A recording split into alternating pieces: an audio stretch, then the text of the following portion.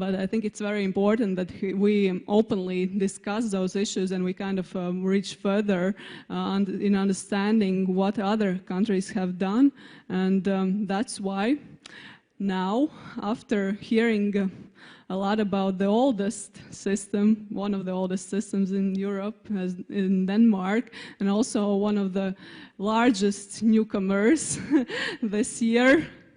All the heads up for Romania to make it. Now we'll have the possibility to hear more about other countries in Europe and more broader perspective about how those systems of single use and also refillable containers were introduced and how they are working now. So Anna, the floor is yours.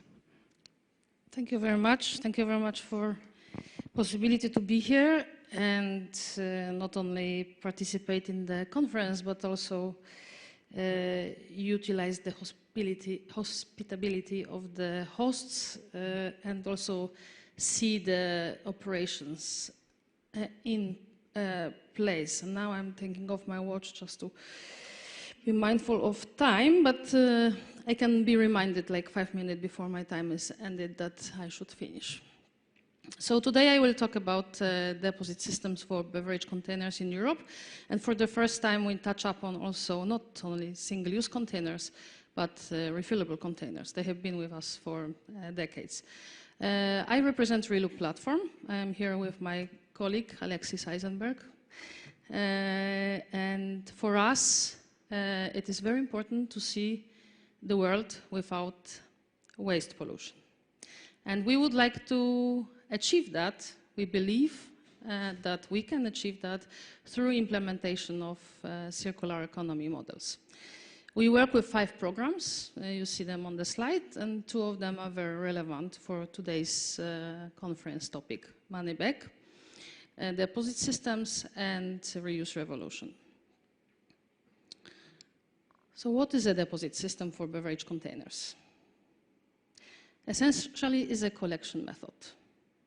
A little particular one, when we add a deposit to a product price and when a consumer can get all the sum of this deposit value returned as soon as he comes to the collection location and returns the package. He buys the product, he consumes the product, he brings back the package and gets the money back. And we have known these systems for decades, and you could hear from Danish experience today, even before the Second World War, so we can say that it's over a century experience with the refillable containers. That's how it started. Producers needed to get their valuable packaging for new products back, and they established deposit systems to achieve the high collection rate of deposit containers.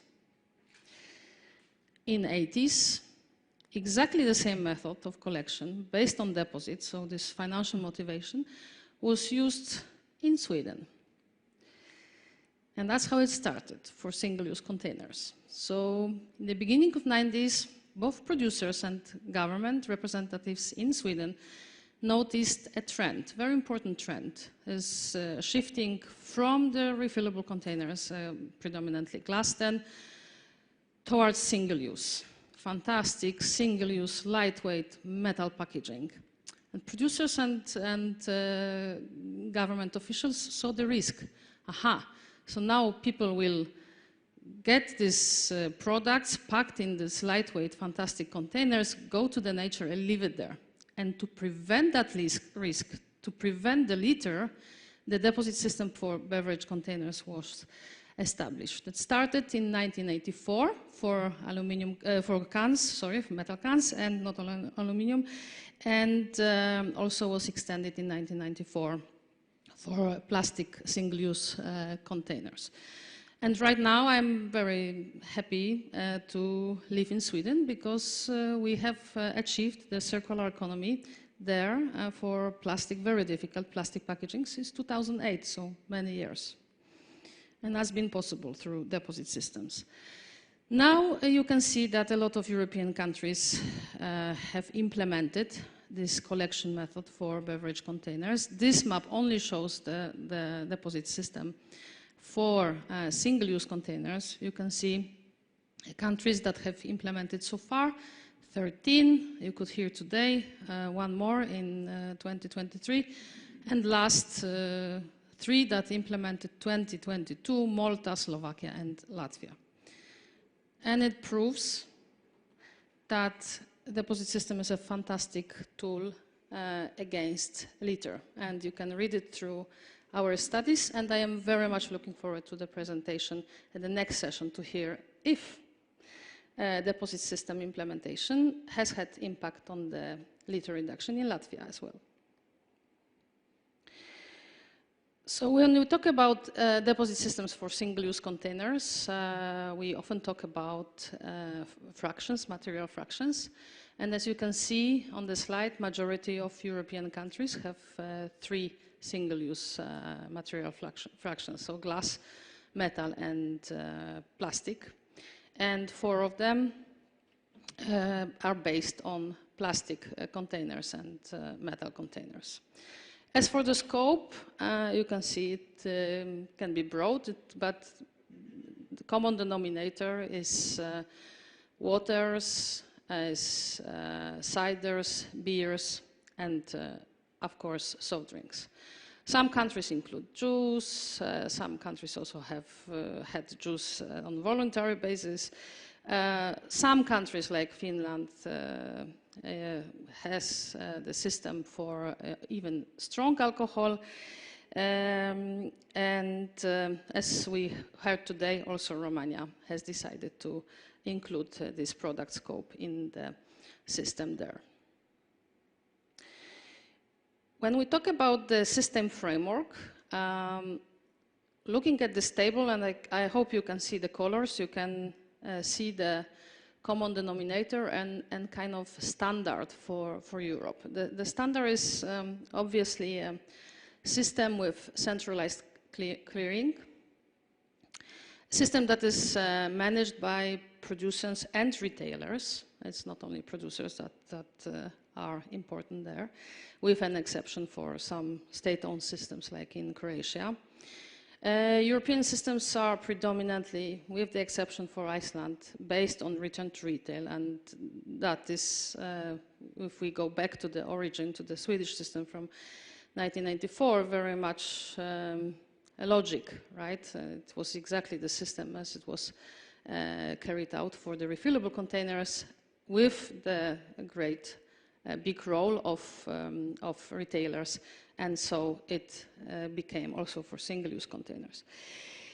It is a system based on barcode. Of course, for us, for consumers, it is important to see the symbol of a deposit, because then we know that we can bring the package back to the collection location and get the money back. But for the system operator, the very important element of the package subject to deposit is a barcode that is a fantastic identifier. And of course, this prevents fraud in the system. And predominantly, the systems are obligatory by law in European countries, with exception for Finland and Norway, where actually the system is not obligatory, but the producer fees are pretty substantial. So producers anyway have been motivated to join the license scheme, as it is phrased in the legislation in Finland, or establish a system and achieve maximized collection rates, as it is in Norway. Let's talk a little bit about governance. And many times today, both by the Minister Brezina and by you, Mr. Olesen, we heard the word cooperation. And I think for deposit system, it is extremely important word, cooperation. You can see here, a beverage industry as a co-founder of the entity that is essentially extended producer responsibility role, and trade and retailers. In different countries, the shares, the number of shares are different. We know that in Nordic countries it is 50-50, in Baltic countries a little bit less. But it's very important that both of these groups and retailers are included, because this is a special type of collection system, not from the households, not through the Bring system. It is through the shops. So retailers play a very important role.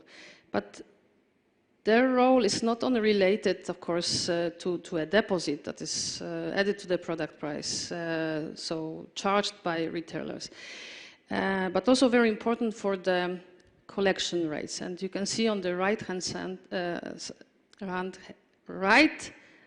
side of the slide here the comparison between USA markets, where there are a lot of redemption centers where the citizens have to travel to leave the containers, and Europe. So in Europe, because of mainly return to retail and the fact that we can go back to the shop and return containers, we achieve 90% collection compared to 65 average in USA. And later on, I will also talk about carbon footprint, because we have many containers. We heard now Romania, 315 per capita. I think this is the average also for Latvia here. So we talk about a huge volume of containers of the same type. And if we transport them from individual households, essentially with transport air, then of course the environmental climate impact is much higher. And let's jump a little bit out of Mariot and Riga and Latvia on a global level. Devastating news about circularity. So what is the circularity? How, to what extent the materials, including packaging, are returned to the economies today? It's 7%. So it's really, really, really bad. Can you tell the figure for circularity thanks to deposit systems? Can I ask you a question? Maybe more difficult for the online audience, but anyone except my colleague Alexi, could you give a figure what could be a circularity in a DRS or through a DRS?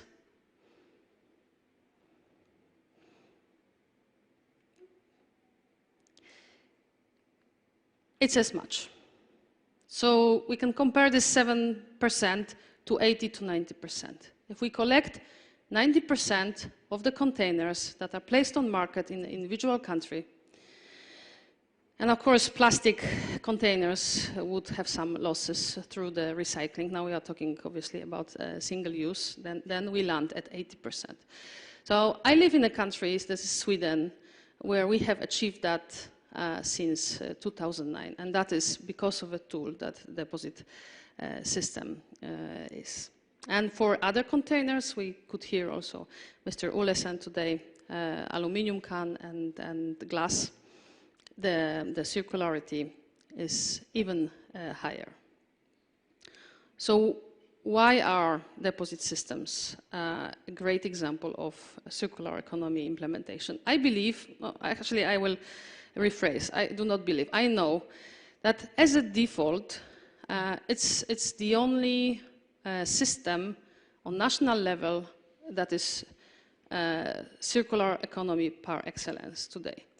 We know that there are some exceptional countries collecting some exceptional amounts, in some places in Europe, but this is exception from the rule that the other systems do not perform as good as deposit systems. Whenever you establish a deposit system, you can see people from Belgium are laughing here.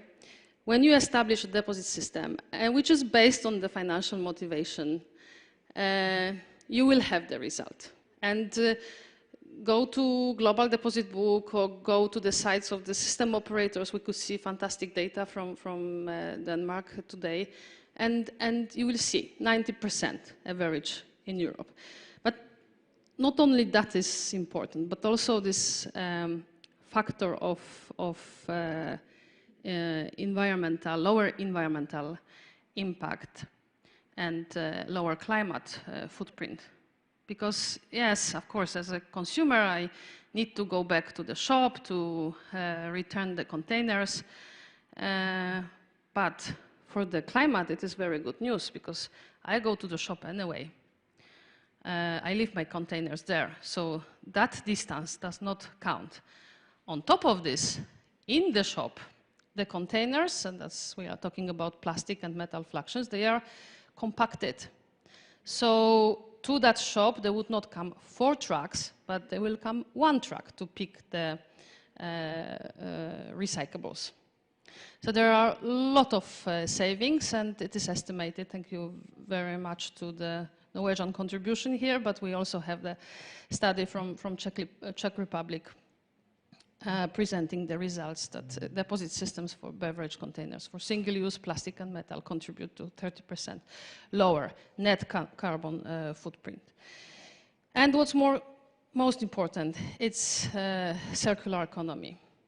In many countries today, we can buy the products, beverages, in the containers that have been really made from the post-consumer beverage containers. It's not utopia, it is really happening, and it is a fantastic news, I think, that it is feasible. And if you would like to jump to refillables, of course, deposit systems are very good methods for collection of single-use. But we must not forget that there are refillables in European markets as well. In different countries, it is different shares of refillables.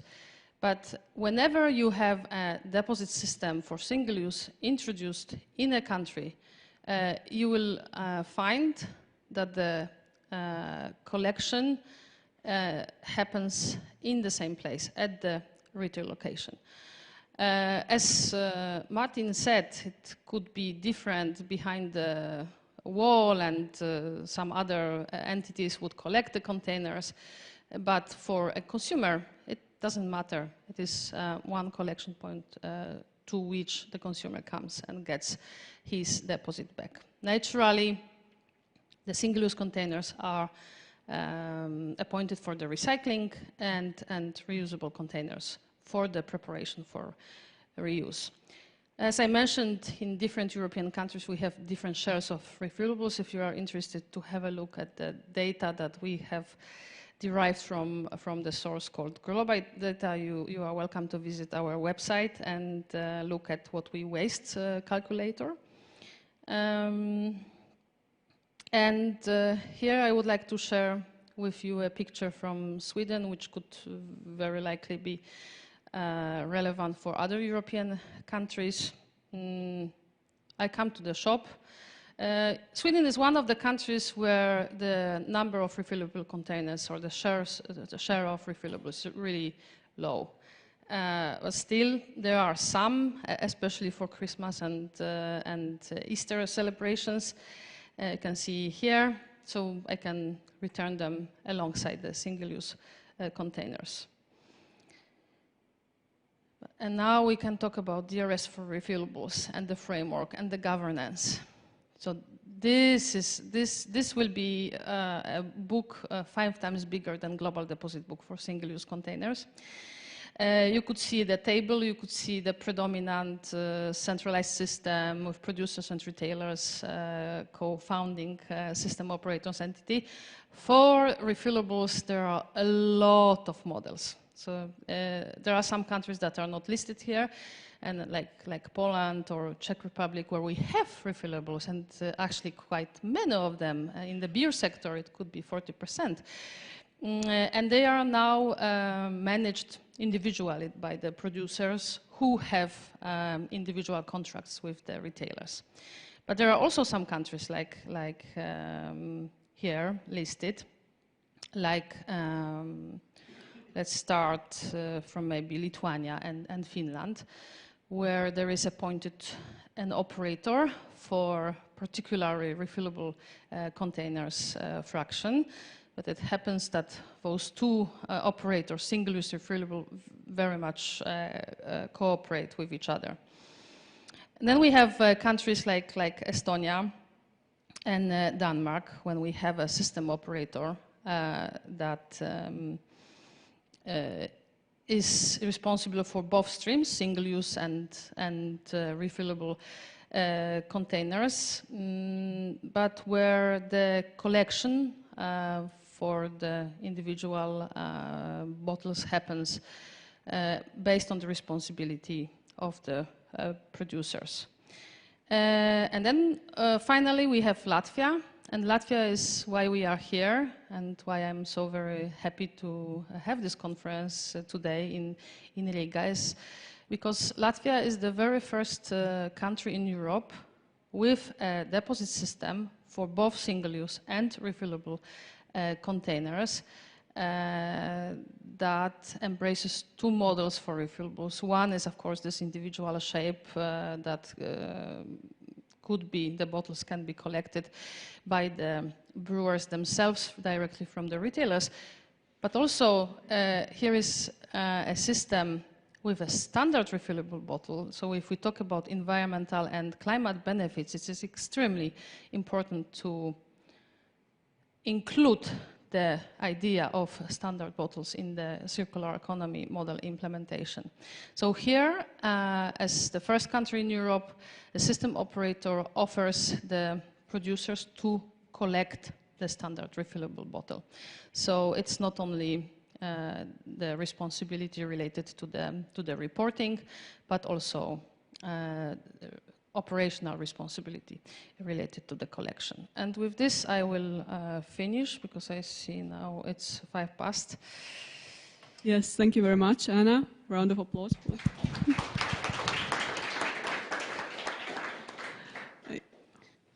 I know that we are over our time, but I think it's very, very important, and I think it's very interesting also, not just for our panel to hear other presentations, but also for the audience here in person and also online.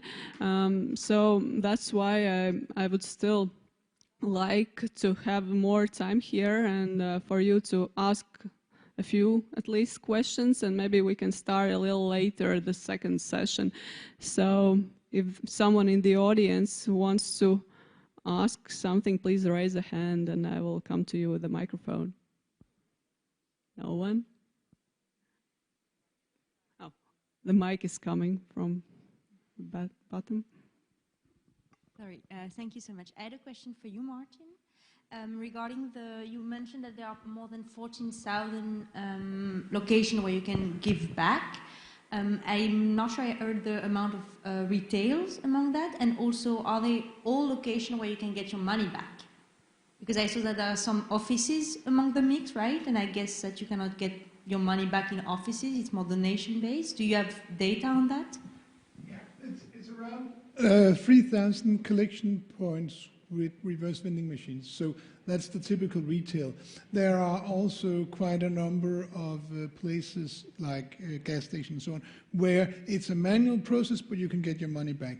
And then there's a long tail like of offices and canteens where you wouldn't get your money back, but you would still probably return your bottle or your can, and it's then collected and reused. And then it's typically the canteen or the company or the office that gets the payout. Thank you very much.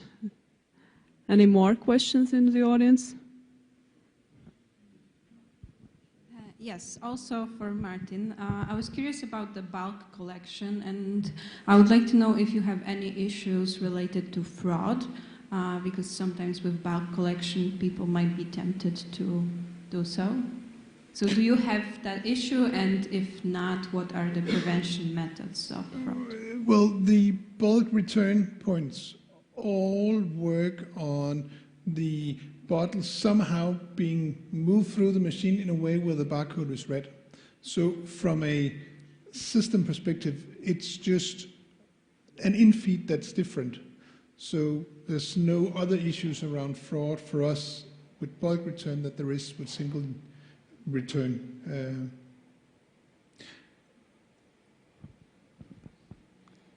Thank you. I also have one personal question for you, Martin, as I'm sitting here. But I was wondering about this model of pump station you mentioned. I was wondering who is the owner of those facilities? Is it the operator or someone else?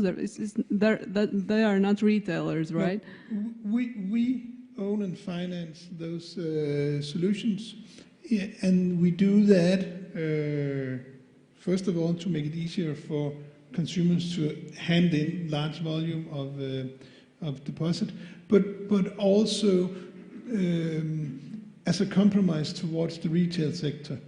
The volumes in the system has grown and grown and grown, and the retail sector is pushed to say, we don't want to do all the work, so it's a balance, so it works both towards reducing the pressure on the retail sector and make it easier for the consumer, but we own them. Okay, so, but they are also close to the I don't know, the households? Typically they are located either close to a big shopping center, or they are located near a recycling station. Every municipality in Denmark have to provide recycling station for their public. So those are the two situations where it would make sense for the consumer to hand in deposit. It's either when you go to shop for new, where you bought it, or when you go with your cardboard and your wood and all your other fractions to the recycling station. Okay, thank you very much. So maybe there are some online questions. Anna, can you help with that? There are indeed, and I would like to pass my greetings to my favorite participant from Czech Republic. And I would like to ask a question to you, Martin, and this is related to right of first refusal for the Danish producers or Danish producers and importers to Denmark with regards to the material that is collected in the deposit scheme. In Denmark, the deposit system owns the material, and we cannot, with the way we are regulated, do a right of first refusal to the producers for the material. Thank you. There is also one more question to you with regards to the secondary markers. You mentioned them in the beginning of your presentation. Isn't there a higher risk for fraud from neighboring countries with those secondary markers for stickers? We don't see that. The stickers are there's a number of safety features built into the stickers. Some of the safety features are read in the reverse vending machines, and some of the safety features are actually some things where we can do more systematic verification towards fraud, and we don't see fraud in big ways in that. In those segments of packaging. I heard that there is one more question in the audience here. Please. Yes, a question for Anna. Anna, you explained to us that JRS is a big trend in Europe and well performing. We have now 13 JRS in Europe, and we'll have like 20 by 2025. I'd like to have an overview from you about the PPWR, so the Packaging and Packaging Waste Directive, where we are at European level for the next month in this process, with the Parliament, the Commission, and the Council of Europe, and what are the key topics on the table right now? Thank you for that question. I have not mentioned Packaging Waste Directive. Some of you might know that there are now proceedings in European Union with regards to this very important document, the guidelines in terms of the packaging itself and the packaging waste.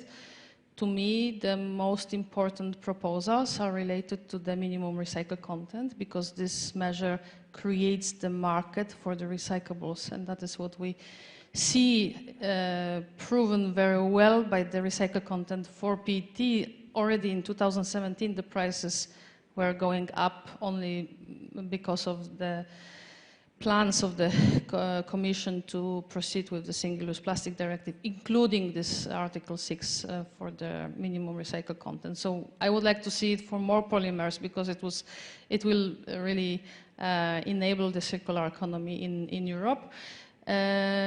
Naturally, the important part of plant packaging waste regulation is mandatory deposit systems. Well, they have proven to be, as I mentioned, by default, a successful collection method for collection of beverage containers. And the most controversial part related to reuse, reuse quotas, so mandatory quotas for product segments, for packaging types. We don't know how it will finish. We are very close to the parliamentary elections in Europe. So once the document, I would be maybe more reactive here. I will wait until everything is clear, until the document is in force, and until the guidelines are obligatory in European states.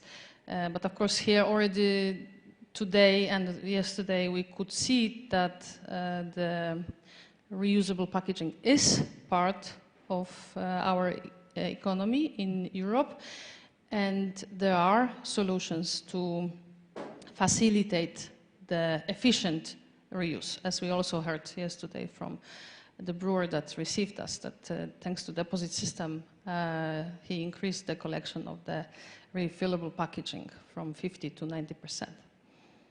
So maybe we should finish with that. There was one question to the Romanian minister with regards to the logistics and return logistics. Maybe I can only comment that even though on the slide it was written that the system operator is responsible for collection of the containers, it does not mean that it is collected by the truck owned by the system operator like it happens in Sweden. And maybe more we can hear about that from mixed utilities later while listening to the experiences from Latvia. Thank you.